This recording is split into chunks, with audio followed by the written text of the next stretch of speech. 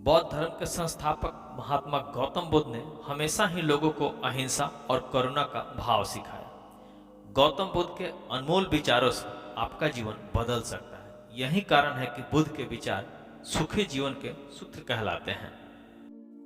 गौतम बुद्ध लोगों के जीवन की सबसे अहम सच्चाई से अवगत कराते हैं और वह दुख।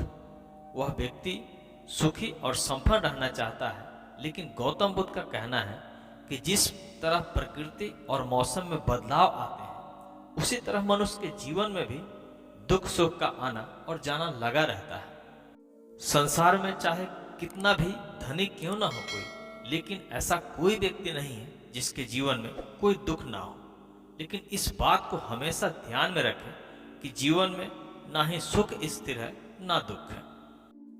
अगर आप सुखी हैं तो एक ना एक समय दुख की अनुभूति जरूर होगी, और आप अगर दुखी हैं तो एक ना एक दिन आपको इस पीड़ा से मुक्ति जरूर मिलेगी। भगवान बुद्ध कहते हैं कि दुख का पालनहार मनुष्य स्वयं है।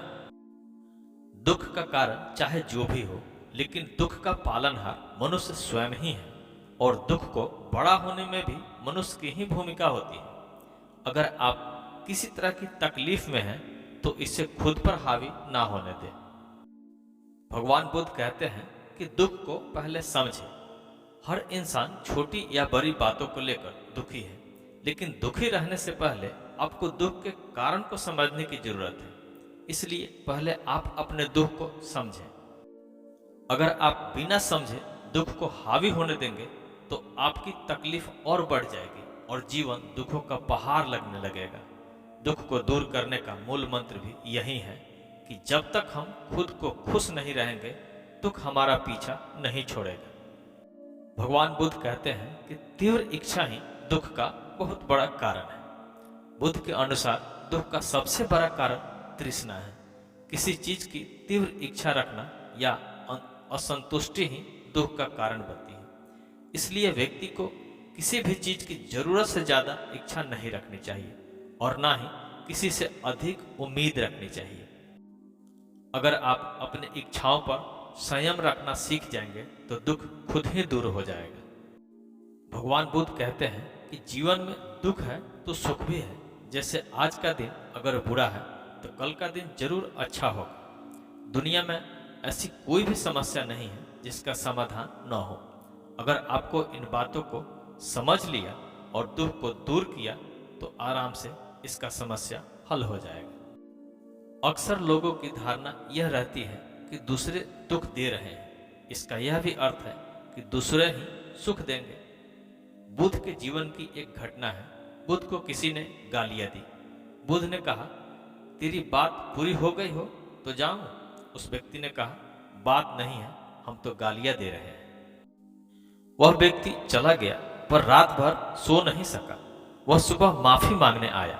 बुद्ध ने कहा, जो हमने ली ही नहीं उसके लिए क्षमा कैसे करें? तुम जानो, तुम्हारा काम जाने। दुखी होना चाहे तो यह घटना काफी है, पर यदि इस पर भी प्रसन्न रहना चाहे, दुखी न हो तो कोई दूसरा बाधा नहीं डाल सकता। सीधा सा अर्थ है कि कोई दूसरा न तो दुख दे सकता है न सुख। हम स्वयं अपने मालिक बने तो कोई दूसरा दुख दे ही नहीं सकता। दरअसल दूसरे के हाथों में चाबी दे देते हैं, दूसरे के हाथों में खेले, अपना बटन दूसरे को दबाने दे, तभी दूसरा दुख दे सकता है। एक बाहर का पहलवान गांव में आया। दंगल हुआ।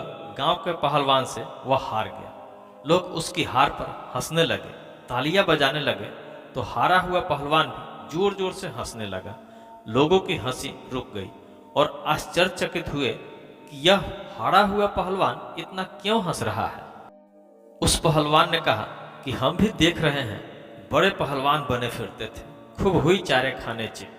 वह पहलवान तो था ही, पर उससे ज्यादा उसकी फकीरी थी, मस्ती थी। वह दूसरों के कारण सुखी दुखी नहीं हुआ, गुलाम नहीं बना।